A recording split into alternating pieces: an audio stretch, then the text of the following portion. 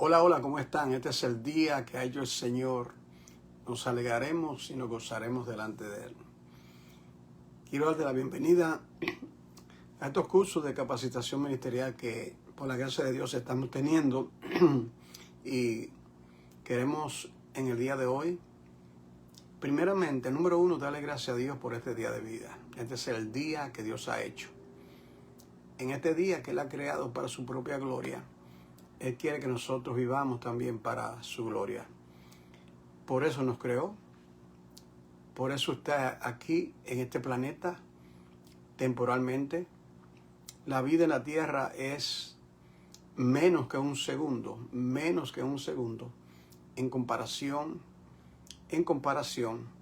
a la vida eterna que nosotros ya estamos disfrutando y que disfrutaremos por toda la eternidad. Bienvenido, hermano Matthew.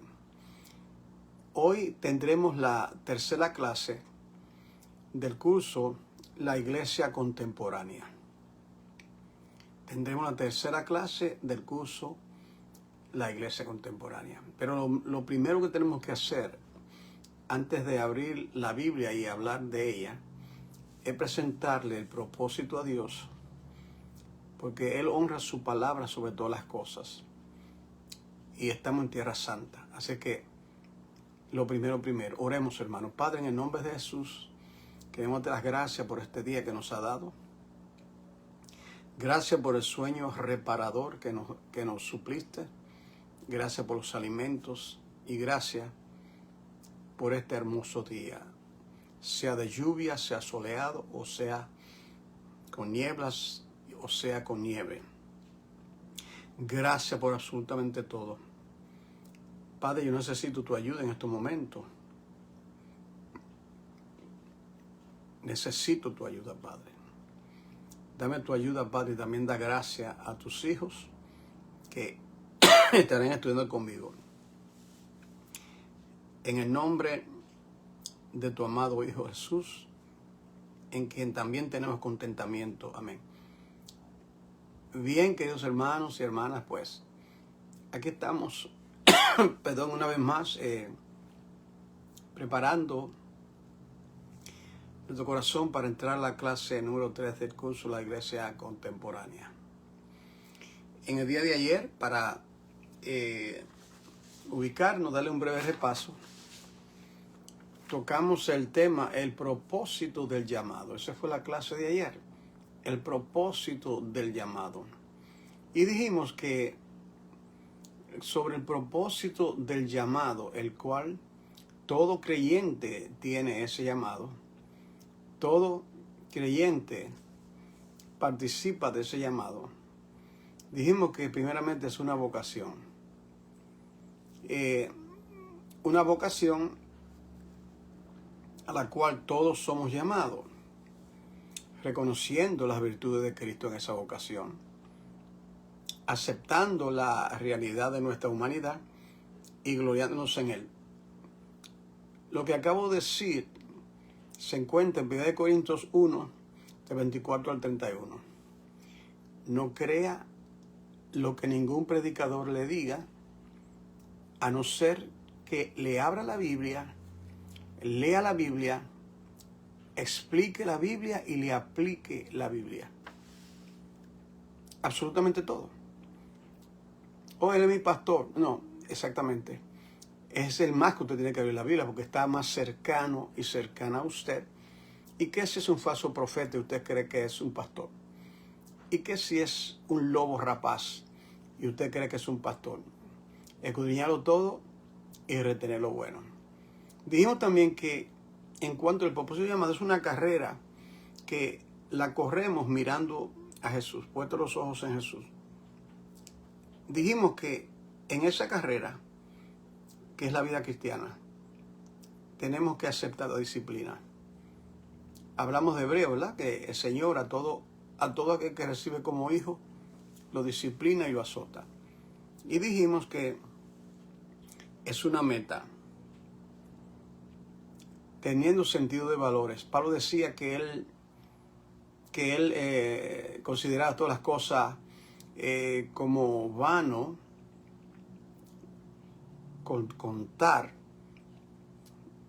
de ser hallado en Él, participar del poder de resurrección. Dice, yo no lo he logrado todo, prosigo la meta. Entonces, ahí estamos nosotros. Estamos en esa vocación, estamos en esa carrera y vamos en pos de esa meta. En el día de hoy ya sí vamos a entrar al camino tumultuoso. Así yo describo esta clase.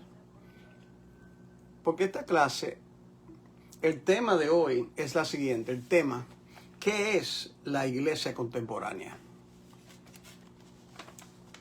¿Cuánto me gustaría a mí poder estar con ustedes de una manera presencial? Donde yo les preguntaría a ustedes, dígame, ¿qué usted entiende por este tema? La iglesia contemporánea. Estoy seguro que voy a encontrar diferentes respuestas. Algunas serán casi. Algunas posiblemente alguien puede acertar y entender lo que estamos hablando. Y otros por encima de la cabeza. Hermano, verdaderamente no entiendo. Cuando usted no entiende algo,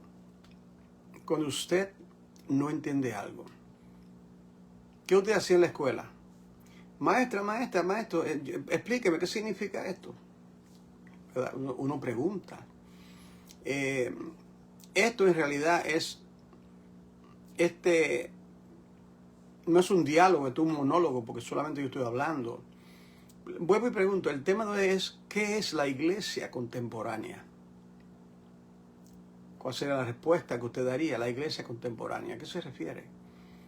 Y entonces vamos a definir, bueno, lo contemporáneo es aquello que es actual, que es moderno, que está a la moda. Usted ha oído, por ejemplo, furnitura contemporánea, muebles contemporáneos.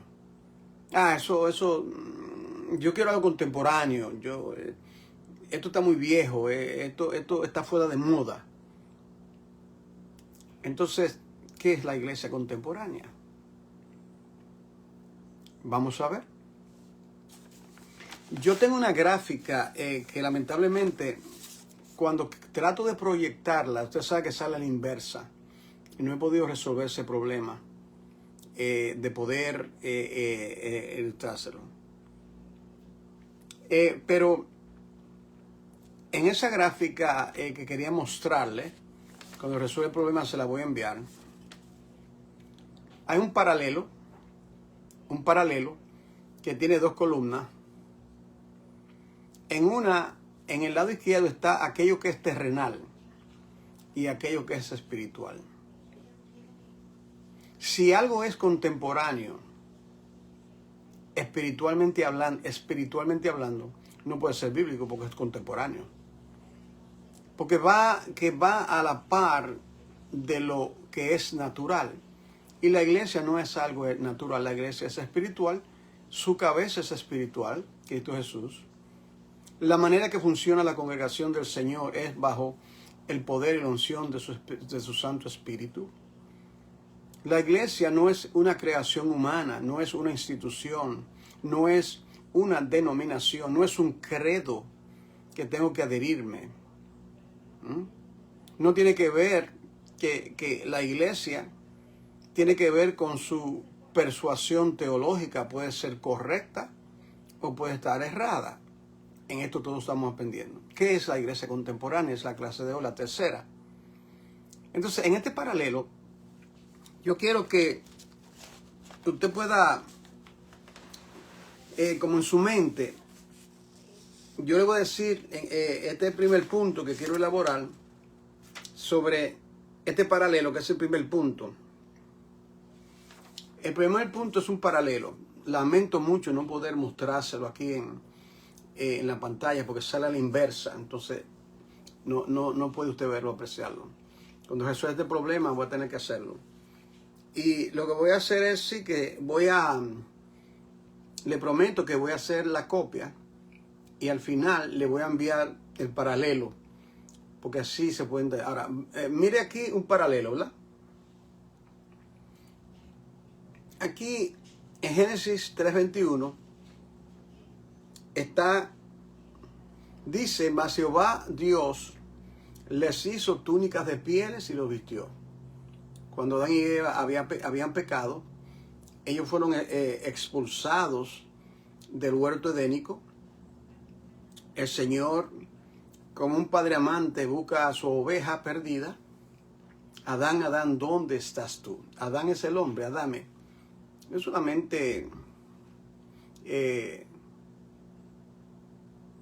No solamente tiene que ver con que le puso túnicas de pieles. En este paralelo está lo natural. En este otro lado está lo espiritual. No hay una línea mediana. En Dios no hay gris. O es blanco o es negro. O es frío o es caliente. Entonces, en este paralelo vemos nosotros primeramente aquello que es lo terrenal. ¿Cuál sería lo espiritual de las túnicas de pieles, que es algo simbólico, natural? La justicia de Cristo sería lo espiritual, ¿no? La justicia de Cristo. De la misma manera que Dios lo vistió anunciando ya por esas túnicas de pieles, porque ¿de dónde vienen las túnicas de pieles, queridos hermanos? De un animal. El principio de la sustitución. El animal inocente muere para cubrir a la oveja perdida que había pecado. Es fácil, ¿verdad? Cristo Jesús, el Cordero inocente, muere para redimirnos de nuestro pecado e imputarnos una justicia que no merecíamos.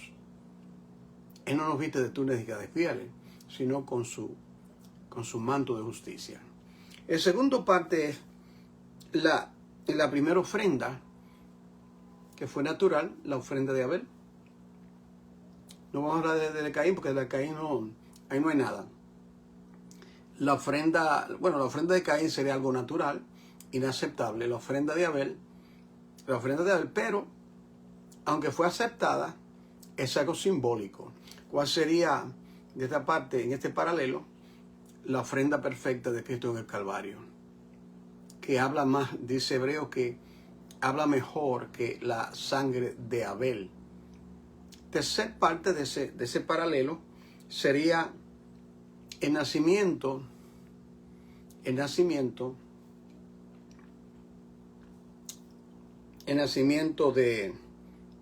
Ismael. El nacimiento de Ismael representa lo terrenal. El nacimiento de Ismael representa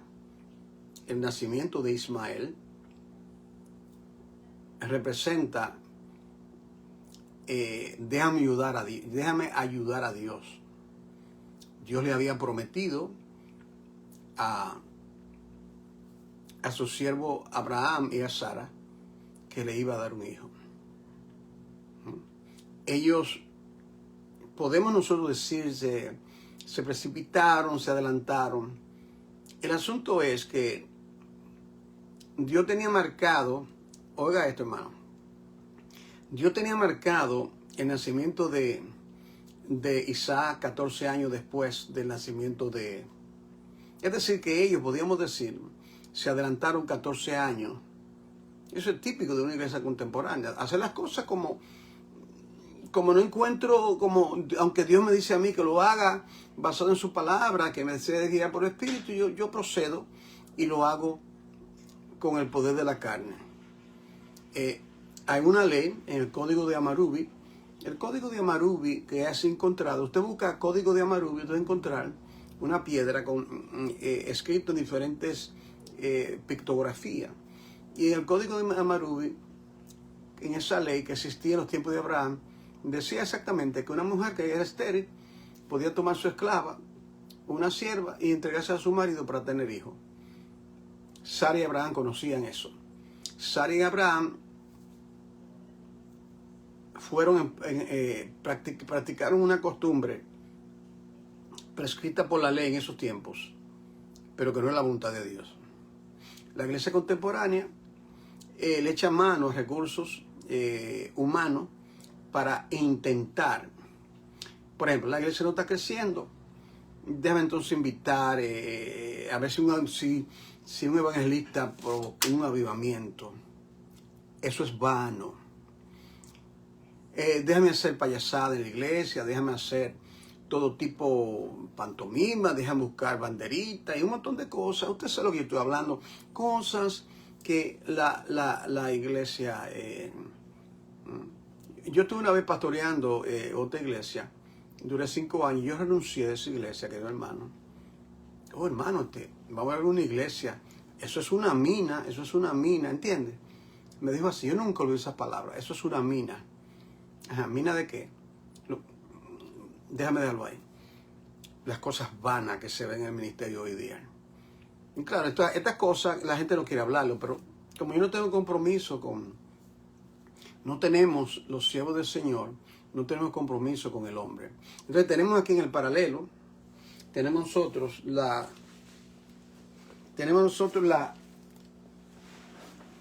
aquello que tiene que ver con, disculpen aquí, aquello que tiene que ver con el nacimiento de Ismael. En el paralelo, el nacimiento de Ismael, el nacimiento de Isaac. Lo natural y lo espiritual. Otra parte del paralelo sería la Pascua en Egipto, la primera Pascua. Tómese un cordero por familia, pero lo que más me impacta a mí personalmente de la primera Pascua, Dios te bendiga, hermano Saulo, Miguel, lo que más me impacta con relación a la primera Pascua en Éxodo capítulo 12, que dice, cada familia un cordero por familia. Pero mira esta frase, y toda la congregación inmolará el cordero. ¿No sería eso incorrecto? No sería correcto decir, toda la congregación inmolará los corderos, porque se dieron miles de corderos. Oh, es que era que el Señor estaba viendo el cordero con letra mayúscula entre los corderos con letra minúscula. ¿Estamos entendiendo? Dios está mirando solamente una sangre. Todo eso señalaba a la Pascua o al Calvario, donde el Cordero de Dios que quitó pasado, que quita y que quitará el pecado del mundo. Todo aquel que en Él cree. Todo aquel que en Él cree tiene acceso a la salvación. ¿Cómo va a decir la Biblia todo aquel si solamente algunos, los elegidos, van a ser escogidos entre otros? Ajá, ok. Todo aquel. De tal manera amó Dios al mundo. ¿Cómo se interpreta eso? Es un debate teológico sobre eso. Usted sabe por dónde voy, ¿verdad? Hay personas que creen que solamente Dios murió por una parte de la humanidad y que los otros son leña para el infierno. Eso se propaga para dar una idea del siglo XV, más o menos. Yo, por un tiempo lo estuve como contemplando, pero he estudiado y he analizado esto. Y como sé el origen, de dónde viene, todo eso, lo descarto. Cristo murió por todo el mundo, toda persona que se acerca a Él, toda persona a quien Dios le da arrepentimiento tiene la vida eterna. Todo aquel. El ladrón que murió con Cristo, los dos, oyeron lo mismo, pero uno fue movido al arrepentimiento antes de morir y el otro se burlaba. ¿Usted me está entendiendo? Oye, el último paralelo, y eso lo vamos a ver, es la Jerusalén actual, y habla del monte de Arabia. Eso es natural. Y Pablo habla de la Jerusalén de arriba. Una cosa que, como estudiante de la Biblia, justamente con ustedes, yo he aprendido mucho cuando veo las cosas en un paralelo, veo el contraste.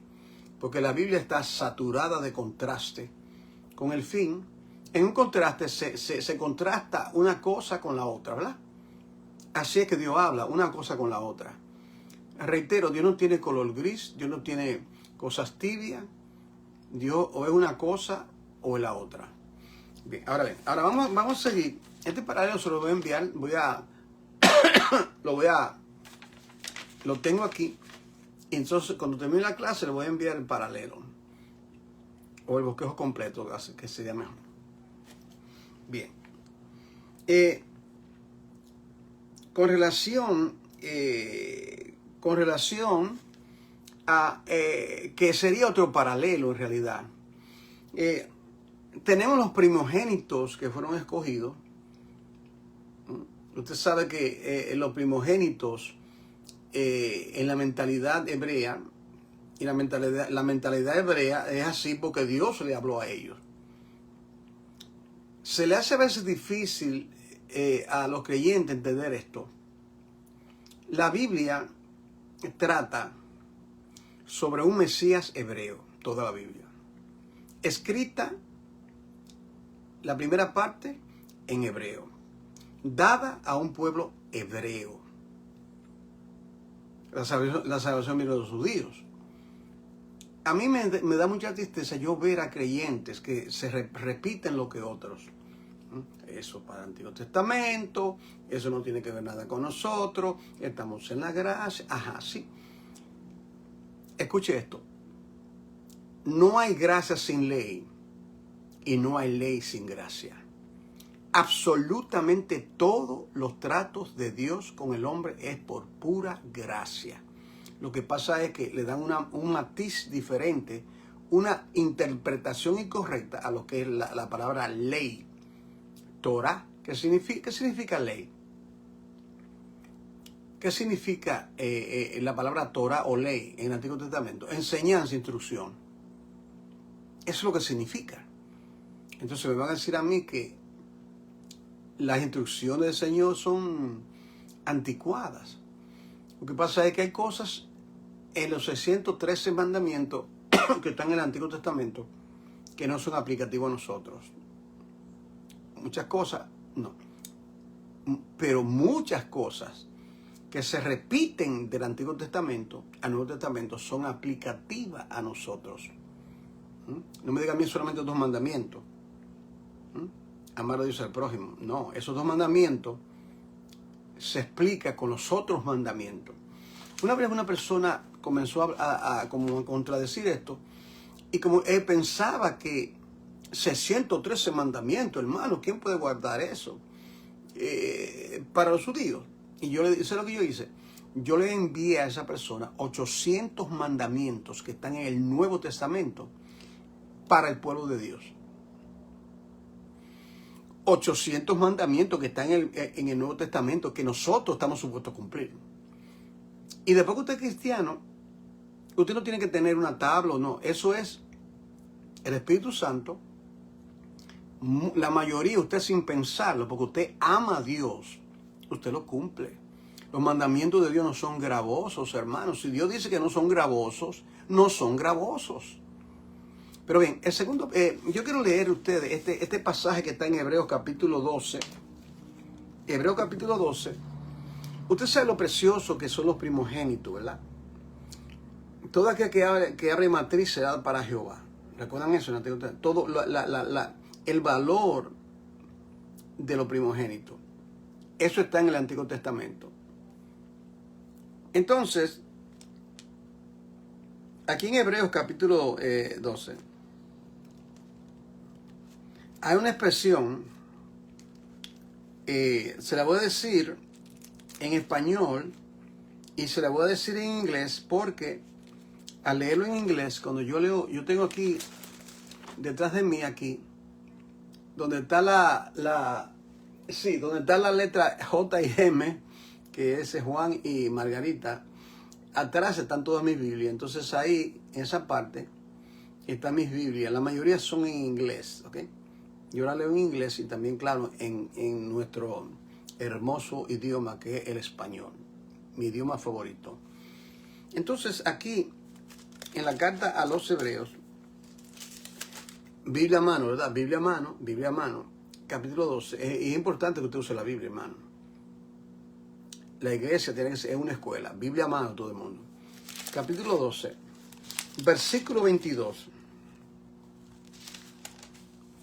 Dice, hace un contraste aquí hay un contraste mencionando una cosa inferior pero necesaria, temporal, y aquello que es sublime. Por ejemplo, dice, no te habéis acercado, versículo 18, no os habéis acercado al monte que se podía palpar, el monte Sinaí, y que ardía en fuego y en la oscuridad. Dice, sino, versículo 22, que os habéis acercado al monte de Sión. El monte de Sión representa aquello que es espiritual. A la ciudad de Dios vivo, a la Jerusalén. Oiga esto, a la compañía de millares de ángeles. Ahora, esta es la expresión, con mucho cuidado, mire el versículo 23. O sea, Israel se acercó y tuvo esa experiencia natural. Todo eso vino de Dios. Aquí no está diciendo que eso es malo. Porque ese es el problema con los creyentes. Toman esa escritura y hablan a veces hasta despectivamente. ¿Cómo usted habla despectivamente de las cosas que Dios reveló, hermano? ¿Cuándo será que vamos a despertar y ver las cosas como son? Eso fue temporal, necesario. Dios, lo natural es primero y luego lo espiritual. Lo habla en 1 Corintios 15, 46, creo que por ahí. Pero eso era necesario. Esa era sombra. Y luego el cuerpo. No hay sombra si no hay luz. Piense, ¿cuándo que usted ve la sombra, su sombra? Cuando el sol refleja sobre su cuerpo. Por ejemplo, usted está caminando. Entonces, eso era necesario. Eso es lo tipológico, lo simbólico, lo natural. Y luego dice, usted no se ha acercado a todo eso como Israel. Oh, no. Ustedes se han acercado al monte de Sión, a la ciudad de Dios, a la Jerusalén celestial, a los ángeles, a la congregación de los primogénitos que están escritos en el libro en los cielos, al Dios justo de todos. O sea, ustedes no se han acercado a algo natural como Israel. Ustedes se han acercado. Me gusta la expresión, la congregación de los primogénitos. En inglés dice, the congregation of the ones, la congregación de los unos.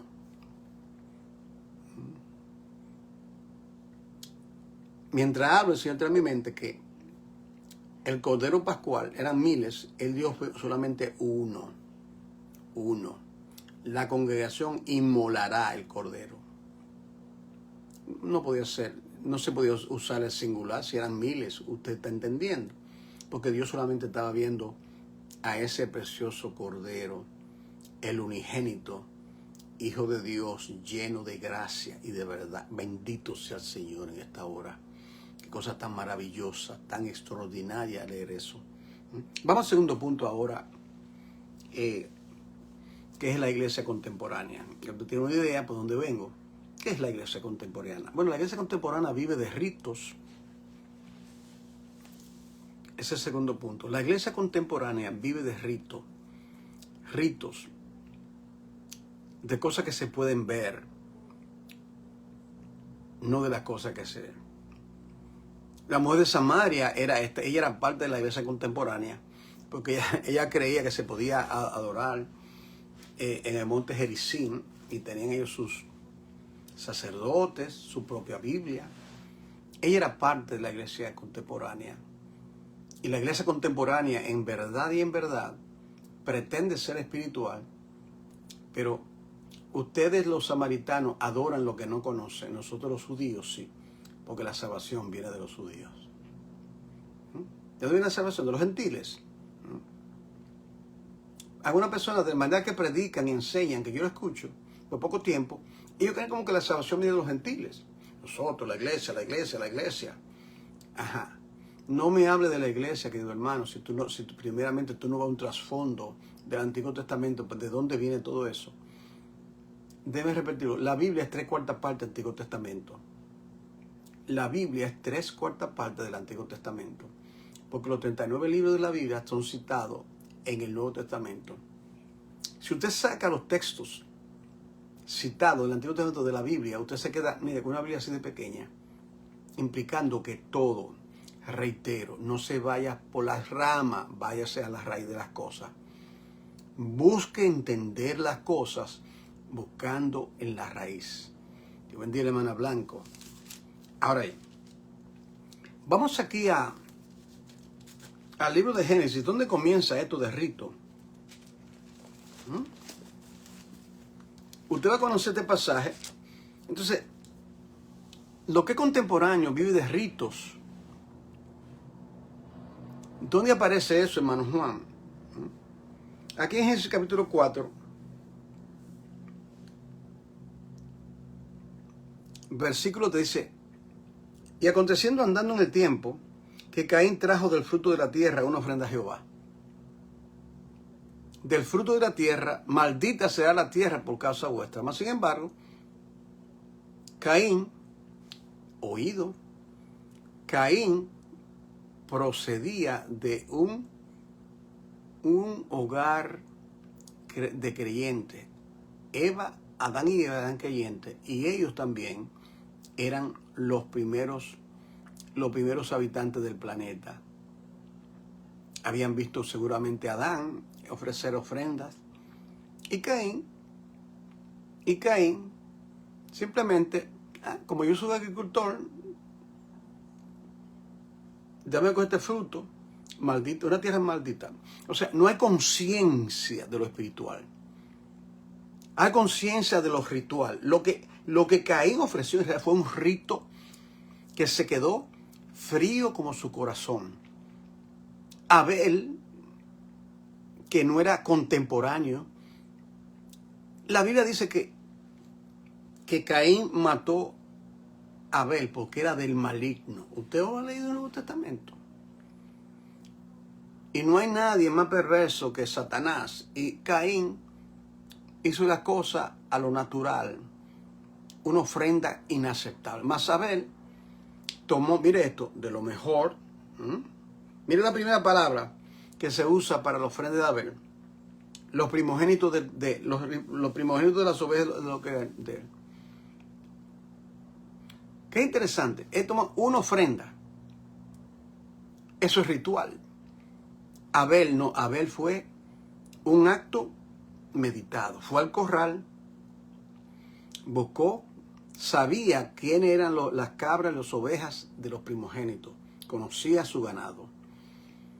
Y no solamente eso, fue muy particular en escoger, dice aquí, lo más gordo, siempre lo mejor, lo más gordo. Cuando usted va, si usted tiene, por ejemplo, animalitos en una finca, y usted va a matar uno para hacer una fiesta o algo en su casa, ¿qué usted coge? El flaco, el raquítico. Usted coge el mejor, porque usted quiere disfrutar eso, ¿verdad? Lo más gordo, y miró Jehová con agrado a Abel y a su ofrenda, pero no miró con agrado a Caín y su rito. Entonces, vive de los ritos. En Éxodo 4, que ya yo lo he mencionado, vemos aquí Éxodo capítulo 4, versículo 22.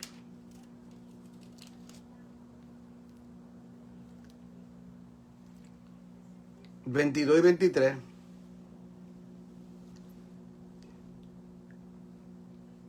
Y dirás a Faraón: Jehová ha dicho así: Israel es mi hijo, otra vez mi primogénito. Usted ve en el Señor el empeño de la preeminencia del primogénito. Israel es mi hijo. Usted nota, hijos, Israel, que es Jacob. Y toma la palabra Israel como un símbolo de toda la nación. ¿Usted me entiende? Toda la nación. Es mi primogénito. Ya te he dicho que deje ir a mi hijo para que me sirva, mas no lo ha querido dejar ir. He aquí, yo voy a matar a tu primogénito.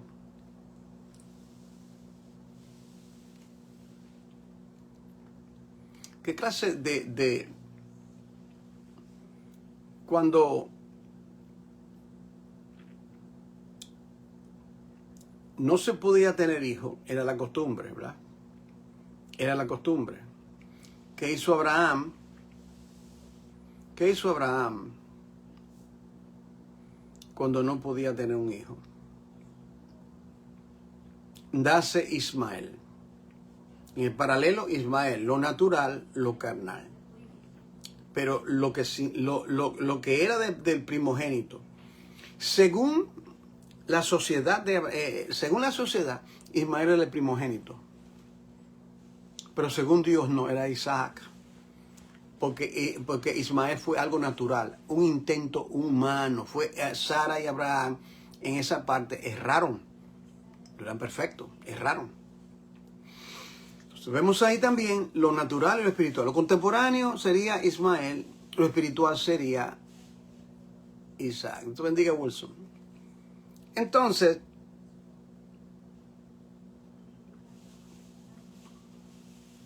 aquí en Juan capítulo, estamos hablando que la iglesia contemporánea vive de ritos.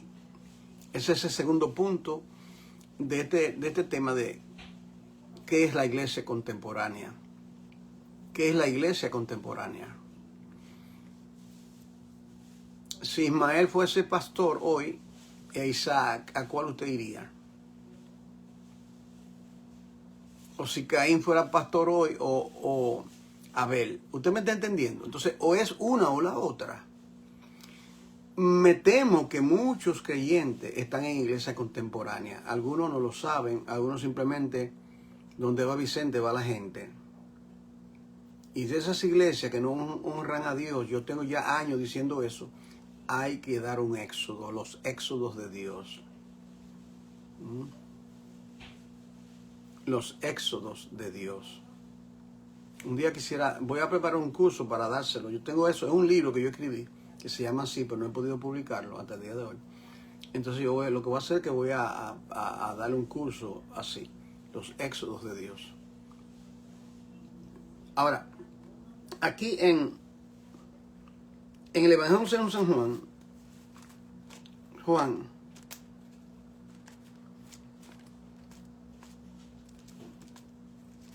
el Evangelio según San Juan, capítulo 18, usted va a ver dos cosas aquí.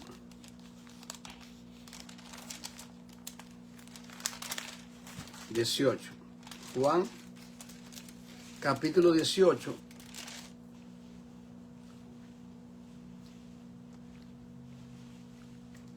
Aquí, en Juan 18, dice aquí, hay dos cosas que se ven aquí. La Pascua, que fue instituida el día que ellos salieron de Egipto, la primera Pascua, en Éxodo capítulo 12, ¿verdad? La primera Pascua. Entonces, cuando algo dado por Dios no se hace como Él dice, se convierte en algo, un ritual, algo contemporáneo. Pero cuando algo se hace según las instrucciones divinas, eso honra al Señor. Eso le agrada al Señor. Cuando nosotros hacemos las cosas. Yo quiero dar un ejemplo. Mientras hablo, el Señor trae esto a mi mente. Y yo diciendo que quiere que yo lo comparta con ustedes. ¿Ustedes recuerdan de qué manera el arca tenía que ser llevada de un lugar a otro? El arca tenía 2 varas de madera de acacia cubierta de oro. El arca, para ser movida de un lugar a otro, tenía que ser llevada en los hombros de 4 levitas. ¿Recuerdan? Una vara, entonces, de un lado, atrás, porque era cuadrada, habían 4 hombres. Era la manera que Dios dijo. Okay. Cuando los enemigos de Israel capturaron el arca y finalmente tenían que trasladarla, en vez de hacer como Dios dijo, ellos usaron un método contemporáneo. Un buey. Y ustedes recuerdan ese hombre llamado Uza, que él quería, comenzó como a tambalear. Parece que se movió de repente. Y él extendió su mano y murió. ¿Ustedes recuerdan eso? Ahí usted ve lo mismo. Usted ve un paralelo. La manera que Dios quiere que se haga y la manera que el hombre quería que se hiciese. Ahí usted ve lo contemporáneo, lo que el hombre cree y lo espiritual. Yo me pregunto cuántas cosas en cada congregación está saturado de cosas contemporáneas. Ay, a mí me gustan esos himnos de los himnarios, esos himnos. A mí me gusta lo contemporáneo, que se mueva el espíritu. ¿Usted ha oído eso, hermano? Ajá, siga ahí. Siga con esa mentalidad carnal. Que no se mueve el espíritu. Yo no voy a esas iglesias frías. Hermano, créame, eso yo lo he oído. No se cantan esos coros de avivamiento. O sea, como que esa mentalidad carnal, como que el avivamiento lo trae el hombre, el avivamiento es por música. Eso no es así, hermano. Vamos a despertar, vamos a despertar. No hay avivamiento, y hablamos de eso, si no hay un mover del espíritu y un despertar de la palabra. Esas dos cosas. Si esas dos cosas no están, olvídese. Olvídese. Es más, yo ni participo en tales cosas, ni movimientos. Porque sé que es algo de hombre. Ahora, escuche bien esto. Aquí en Juan 18. Dice, pero vosotros, Pilato está cuestionando a Jesucristo y finalmente dice que es la verdad. Y luego da la vuelta y retorna a la mentira. Dijo, yo no encuentro delito en él, me lavamos las manos, ustedes hagan lo que quieran.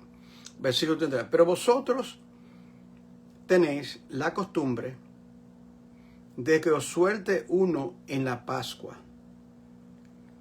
Era una costumbre de soltar a uno. Es como hoy los presidentes aquí en los Estados Unidos. Salió este presidente y ahora entró otro. Entonces, ambos presidentes pueden perdonar a lo que ellos quieran. Amigos con chanchanes, como decimos nosotros en la República Dominicana. O a alguien, y es legítimo hacerlo. Bueno, aquí aparentemente a veces es costumbre. Usted tiene costumbre de soltar a alguien. Y dijeron, era uno muy famoso llamado Barrabás. ¿Queréis que os suelte al rey de los judíos? No, a este no, sino a Barrabás. Era ladrón. Suelten al ladrón. Entonces vemos aquí que en otra palabra, o se sigue con aquello que es simbólico, la Pascua, que en un momento dice la Pascua de los judíos, era así que se interpretaba, pero no era la Pascua de los judíos. Eso fue instituido por Dios. Entonces aquí estamos nosotros, dice, ¿quiere esto? ¿O quiere el Calvario o quiere lo simbólico? Dios te bendiga, hija Karina. No era lo que Dios quería. Bien, sigo ahora. La iglesia contemporánea vive de ritos, vive de apariencia. Oh, aquí sí está el poder de Dios y la música, la emoción. Oh, aquí, ajá, sí, es verdad eso. ¿Tú estás seguro que eso es de Dios? O sea, tú has tomado la Biblia, yo le digo, yo hablando con un pastor, le he dicho, sería interesante que cada cosa que nosotros hacemos en la iglesia, pasarla por la Biblia, a ver si eso está en la palabra de Dios. Y si no está en la palabra de Dios, descartarla completamente. Oh, pero hermano, si yo hago eso, la iglesia se vacía, los jóvenes se van. Ajá. Entonces usted quiere obedecer más a los jóvenes, quiere obedecer más a otra cosa que la palabra de Dios. Es la palabra de Dios que tenemos que hacer, aunque se quede solo. Pero pastores quieren mucha gente, quieren mucha grasa y no músculo. Los entendidos entendieron eso. La diferencia que es en tener grasa o tener músculo. Entonces, lo dejo ahí. Mira aquí entonces ahora.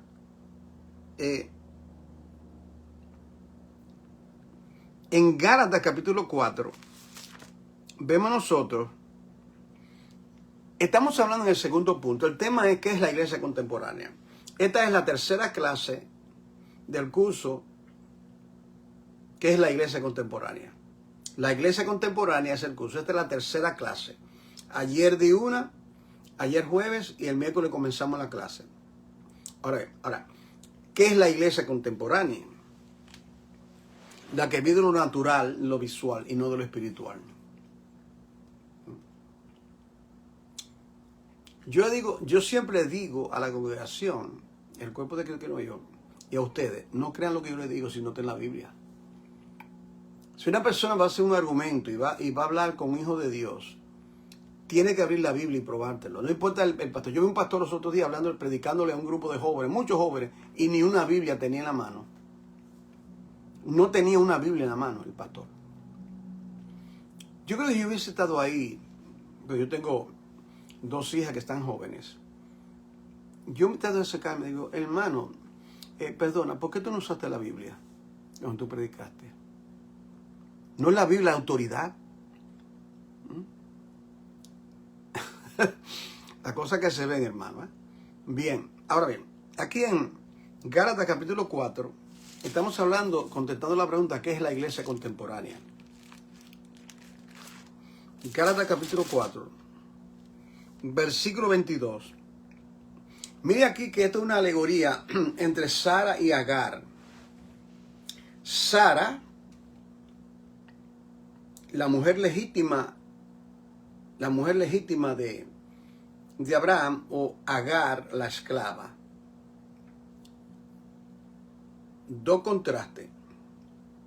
Un paralelo que corren, déjame ponerlo así, un paralelo, Sara y Agar. Sara y Agar.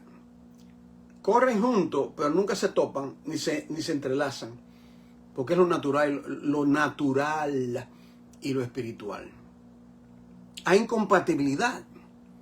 Hay incompatibilidad en lo natural y lo espiritual. Hay incompatibilidad entre aquello que es de arriba y aquello que es de abajo. Pero mírelo con su Biblia. No crea nada que yo digo. Si yo no leo la Biblia, no lo crea. Aquí en Gálatas capítulo 4, vamos a ver este contraste en aquello que es natural y aquello que es espiritual. Porque la iglesia contemporánea, que es el tema, ¿qué es la iglesia contemporánea? Aquí estamos viendo ilustraciones, dando una pincelada para entender esto. Mira aquí en Gálatas capítulo 4, versículo 22. Porque está escrito que Abraham tuvo 2 hijos. Abraham tuvo 2 hijos. Uno de la esclava, Agar, ¿verdad? Otro de la libre. Hay un contraste en uno que es esclavo y otro que está libre. El esclavo no se sentaba en la mesa. El esclavo era para servir. Comía con los otros esclavos, estaba en el campo, se le permitía en muchos casos tener su mujer afuera, etc. La libre, la mujer, la señora, es la dueña de la casa. Ellos comen primero, los dueños, ¿verdad? Entonces dice aquí, pero el de la esclava nació según la carne. ¿Usted ve? El de la esclava nació según la carne. Hay iglesias contemporáneas, por eso son contemporáneas, porque nacen según la carne. Yo vi una vez, estaba mirando algo y le estaban dando un homenaje a un misionero, entre comillas, que había levantado 40 obras. Oh, sí. Bueno, sería de ladrillo, de palo, O sea, tú has levantado 40 obras. Eso es algo contemporáneo. Cuando un hombre dice, peor la denominación, porque era algo denominacional, que dice que él levantó 40 obras. Él levantó 40. No fue el Señor, no, fue el Señor. Usted no ha leído que él le dijo, Pablo dice, ¿no sois vosotros mi obra en el Señor? ¿Usted no ha leído eso? ¿Eso está en la Biblia? Nunca que el Señor me libre de yo querer tener crédito, porque yo inicié este humilde ministerio que lo clasificamos como la Iglesia del Cuerpo de Cristo aquí en Nueva York por más de 30 años. Líbreme Dios a mí, darme algún tipo de crédito sobre eso. Yo simplemente, por 3 décadas, he estado haciendo lo que el Señor me encomendó. Siervo inútil soy, porque muchas cosas he fallado al Señor en la obra. Entonces, uno tiene que examinarse. Oh, Sara quería, Sara de repente, como tú misma ella, quería burlarse de Sara. No, tú eres una esclava. Tú eres una esclava, Sara. ¿Qué es la iglesia contemporánea? Esto es muy importante que usted lo discierre, hermano, para que no le dé gato por liebre. La iglesia contemporánea vive de ritos. Les dije que este curso va a ser tumultuoso. Hoy comienza el tumulto para poder separar una cosa con la otra. La esclava, Gálatas 4:23, pero el de la esclava nació según la carne, según la carne. ¿Qué es según la carne? Exacto. Abraham tomó a Agar, se acostó con ella, engendró un gran problema que todavía están dando leña allá en el Medio Oriente. Cómo eso ha repercutido la desobediencia de Sara y Abraham. La iglesia contemporánea hace lo mismo. No espera en Dios. Actúa de una manera carnal. Y cuando ve algo que pasa, crece. Oh, gloria a Dios, el Señor hizo esto. No fue el Señor, fuiste tú lo hiciste. Eso es natural, eso es algo contemporáneo. O sea, era contemporáneo Abraham hacer eso. ¿Ustedes sabían eso? Se lo debe repetir. En el Código de Hammurabi, un documento, ponga Código de Hammurabi, ahí una piedra la encontraron en la época de Abraham. Era como la Constitución. Y ahí dice que se podía hacer eso. Que si una mujer no tenía hijos, podía tomar una esclava para tener hijos de ella. Y que el hijo o la hija le pertenecía a la dueña. Eso mismo fue lo que hizo. Por eso es contemporáneo. ¿Qué era lo espiritual? Esperar en Dios a que nazca Ismael. A que nazca Isaac, disculpe. Ya Ismael, es más, cuando Isaac nació, Isaac tenía 14 años. 14 años de desobediencia. 14 años con un hijo según la carne. La iglesia contemporánea actúa de esa manera, según la carne. La iglesia está creciendo. ¿Qué será, pastor? ¿Por qué la iglesia no crece? A mí me han dicho eso muchas veces. Y yo digo, hermano, si tú crees que yo estoy aquí en competencia para entretener a la gente, mira, allá hay una iglesia frente a la esquina que ahí hay muchas personas, tú te puedes ir ahí. Tú no tienes que estar aquí, yo no te obligo a estar aquí. O sea, las personas creen que algunos siervos de Dios, que integridad, y hay muchos, sí, también, y siervos de Dios, están aquí por entretener al público, entretenimiento. Que Dios nos libre de nosotros perder nuestro tiempo, esta corta vida, en cosas contemporáneas. Mire esto. Pero el de la esclava nació según la carne, más el de la libre por la promesa. La iglesia contemporánea es por la carne, la espiritual es por la promesa. Hay dos cosas, dos líneas paralelas. La carne y el espíritu no se tocan ni se entrelazan porque uno es de abajo y otro es de arriba. Uno es de abajo, otro es de arriba. ¿Y cuál es la que Dios quiere? Créame, la iglesia del Señor, que está entrelazada en todo ese mar de denominaciones, está saturada de iglesias contemporáneas. Yo no quiero ser parte de eso. Era parte de una hace muchas décadas, que sé yo, 40 años, no recuerdo. Adiós para siempre a ese tipo de ministerio. Y tengo muchos amados hermanos ahí. Ahí hay pueblo de Dios. Pero en cuanto eso es algo que usted opta, tú quieres quedarte aquí, quédate. Pero en cuanto a mí, el éxodo, tuve que salir de ese sitio.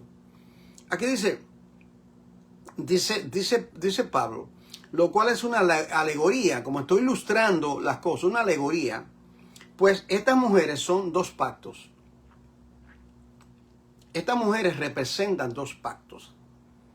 El uno viene del monte Sinaí, ¿entiendes? Cuando Dios trató con Israel, el cual da hijos para esclavitud. Este es Agar. ¿En qué sentido? Si no obedecen a Dios son esclavos. ¿En qué sentido? ¿En qué sentido en esta bella alegoría? Bueno, porque, por ejemplo, se toma lo que Dios dijo y se hace esclavo. Le voy a dar un ejemplo.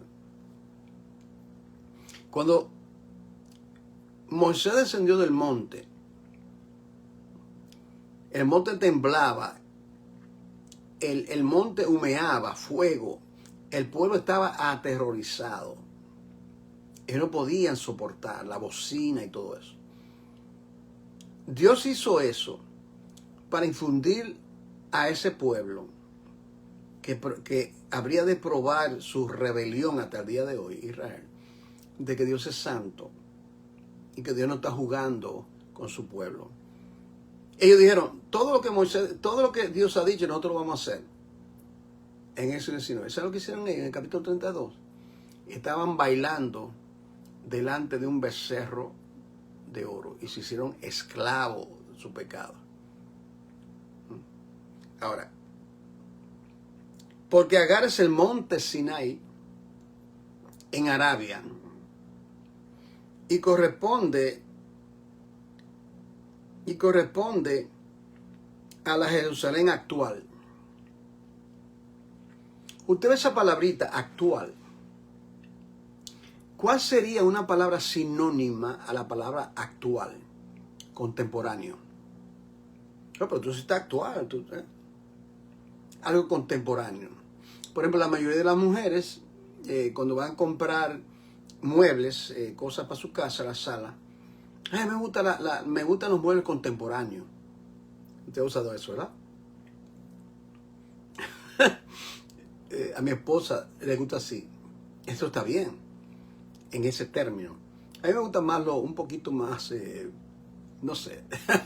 Pero usted me entiende lo que estoy diciendo, ¿verdad? En ese término no hay ningún problema. Pero no estamos hablando de muebles, estamos hablando de cosas espirituales. Entonces dice, bueno, Agar representa el monte Sinaí, la Jerusalén actual. La Jerusalén donde estamos viviendo, dice Pablo. Más contraste. Contraste. ¿Quiere entender algo? Ve el contraste. Más la Jerusalén de arriba. Entonces hay dos Jerusalenes. La actual, literalmente, y la de arriba.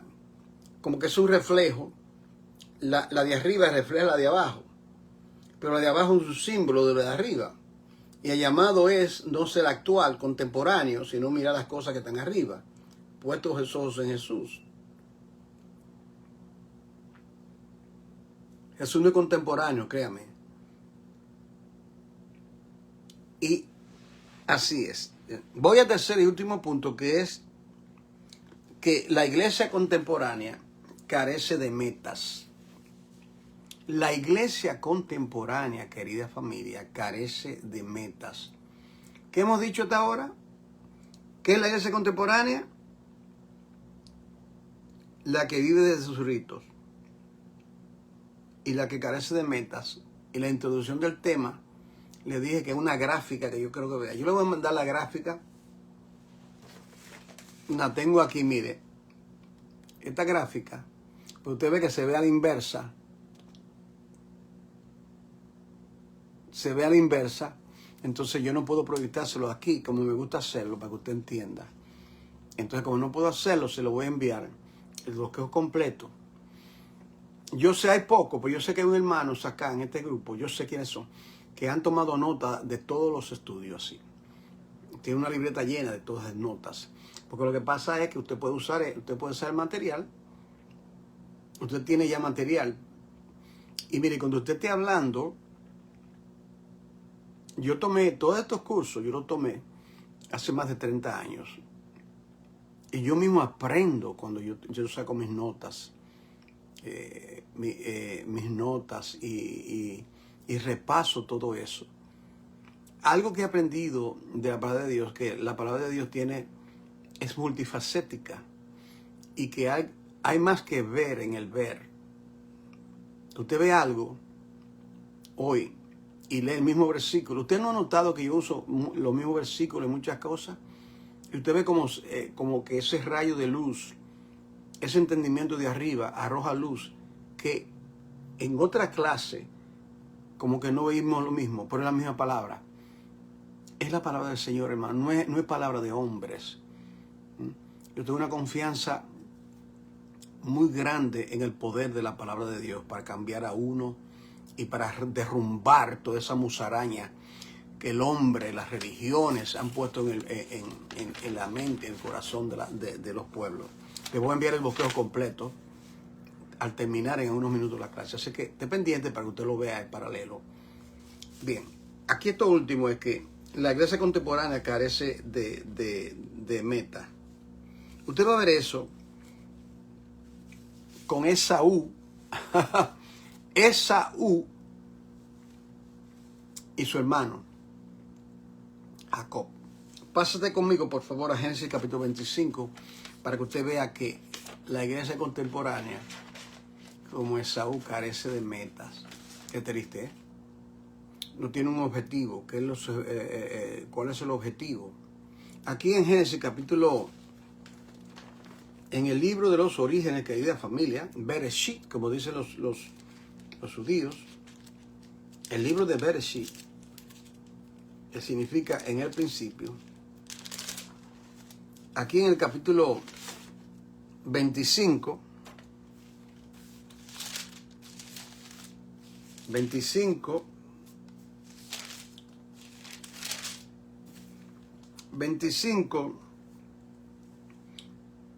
versículo 29, 27, miren lo que pasa.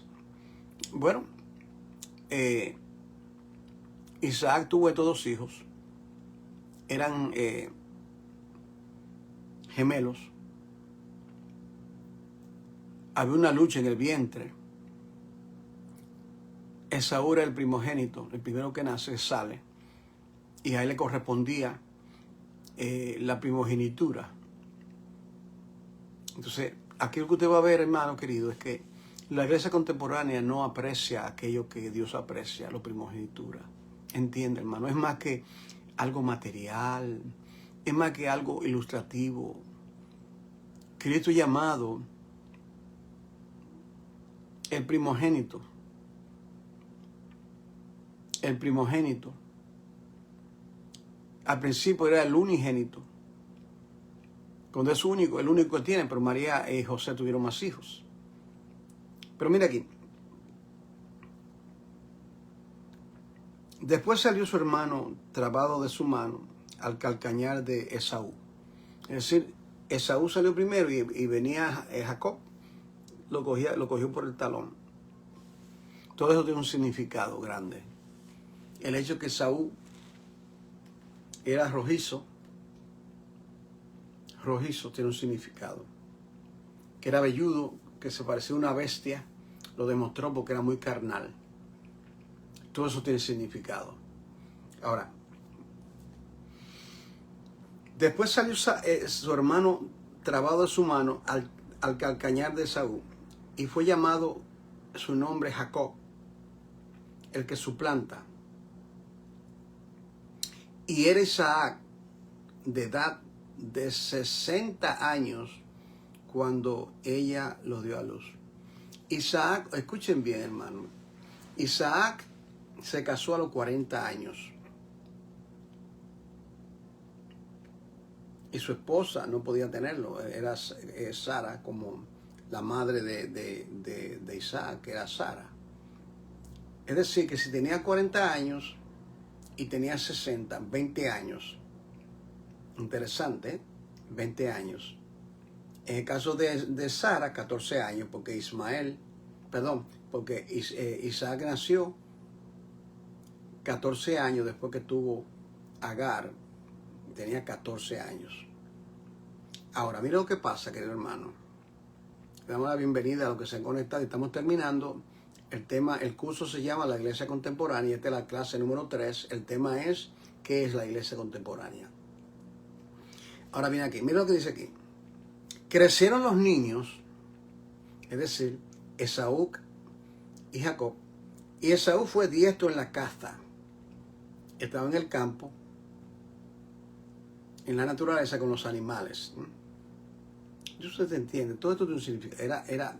Parecía un animal él, lleno de pelo por todas partes. Y mire a qué se dedica. Todo esto tiene un significado.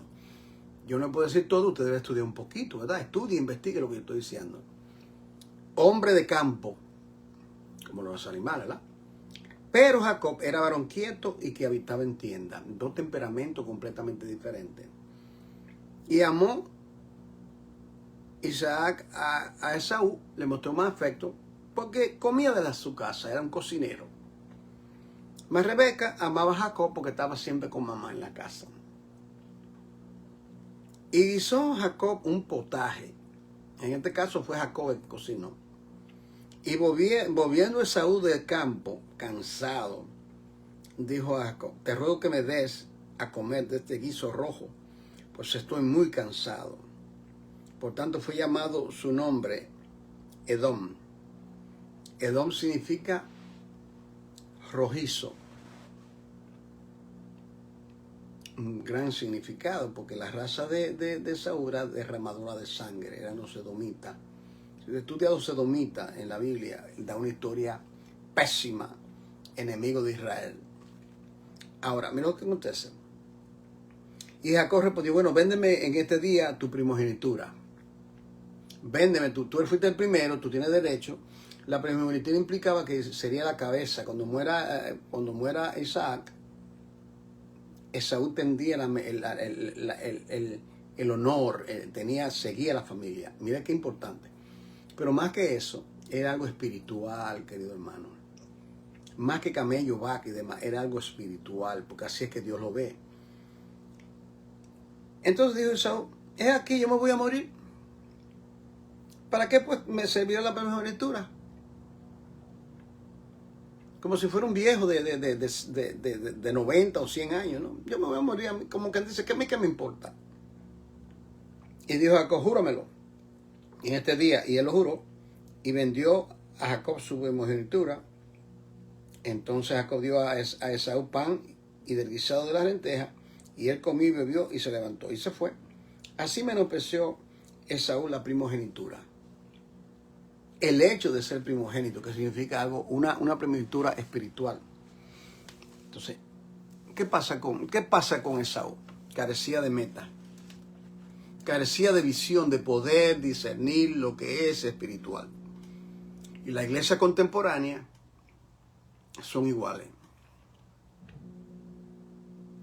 Todo lo miran por una óptica diferente, por una óptica. ¿De qué manera? Yo me pregunto, yo di esta clase, hablé de esto hace un tiempo, y yo me pregunto, ¿no podía Esaú comer algo antes de comer el guisado? Pregúntese. En una casa solamente hay lentejas. ¿Qué es usted cuando usted tiene hambre y no está la comida? A veces yo digo a mi esposa, ay, que tengo hambre. Entonces, mi esposa es muy meticulosa haciendo las cosas y es así. Pero cómete un guineo, cómete algo. Yo lo hago. Como algo y me pongo a estudiar, a leer, a hacer algo. Él no podía hacer eso. No habría fruta, siendo que era un hombre del campo. No había un montón de frutas. Eso es precipitada. La iglesia contemporánea es precipitada. Queremos esto, queremos que la iglesia crezca, queremos que sea esto, porque tenemos que tener un templo, porque tenemos que... Y comienza ahí a zapatear. Todo con la energía de la carne. No han leído, no es con espada ni con ejército, sino con mi espíritu, dice el Señor. La obra de Dios no es una obra humana. Dios usa vasijas de barro, pero el tesoro que está dentro de nosotros es el mismo Cristo y su Espíritu, el cual actúa poderosamente dentro de nosotros cuando nos sujetamos a Él. Entonces, la iglesia contemporánea carece de meta, menosprecia la primogenitura. En el capítulo 27, mire esto, Génesis 27,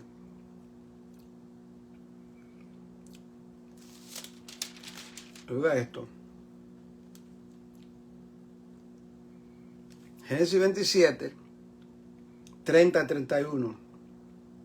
Aconteció luego que Isaac acabó de bendecir a Jacob, y apenas había salido Jacob de delante de Isaac, su padre, que Esaú su hermano, volvió de cazar. E hizo él también guisado, y trajo a su padre, y le dijo, levántate, mi padre, y come de la casa que tu hijo, para que me bendiga. Entonces Isaac, su padre, dijo, ¿quién eres tú? Yo soy tu hijo, tu primogénito. Era su primogénito. No le vendió la primogenitura a su hermano. Entonces cuando Jacob estaba viejo, cuando Isaac estaba viejo y le dice, vete, mi hijo, toma tu arco y hazme una comida para que te bendiga. Entonces estaba la mamá de Jacob oyendo.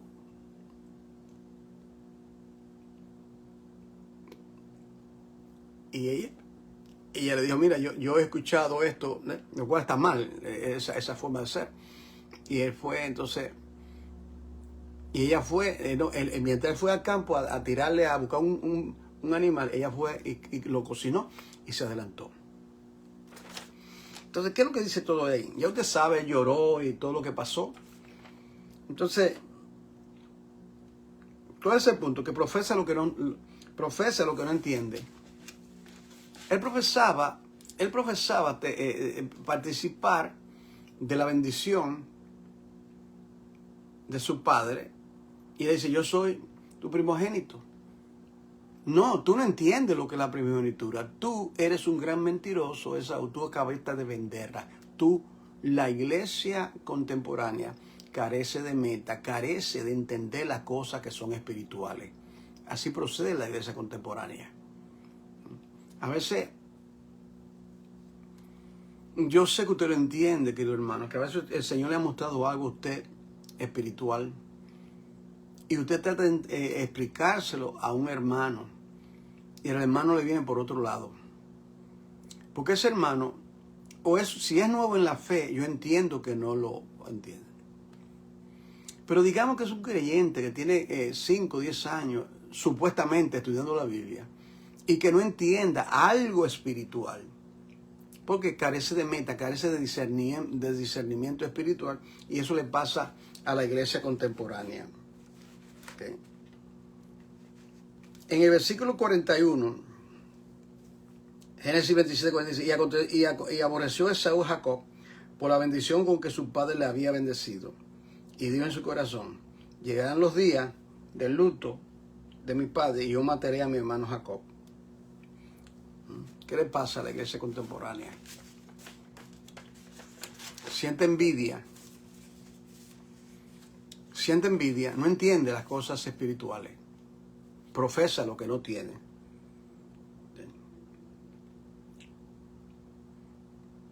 Ahora, la iglesia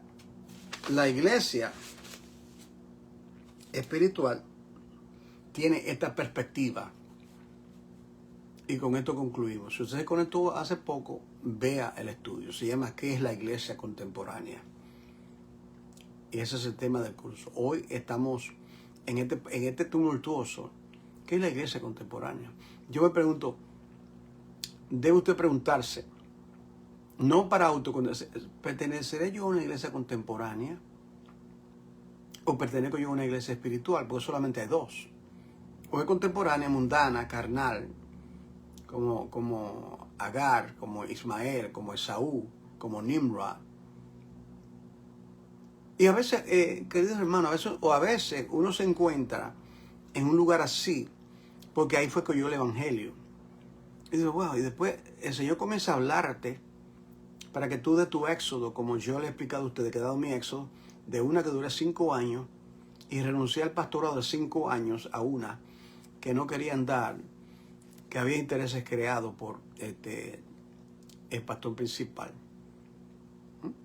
Bueno, tú quieres dinero, yo no participo de eso. No, yo no estoy aquí por eso, sino por llamado, ¿verdad? Que Dios bendiga a ese hombre donde quiera que esté. No, sí, muy prosperado materialmente, pero bueno, allá nos veremos un día allá.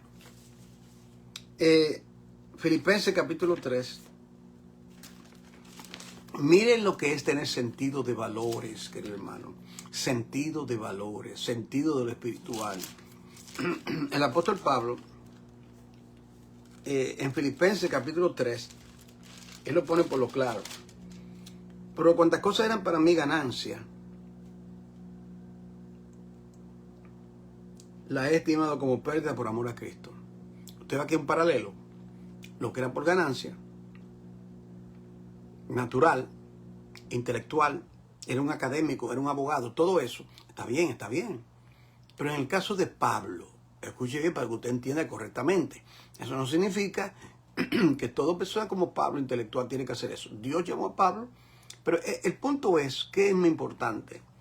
Escala de valores.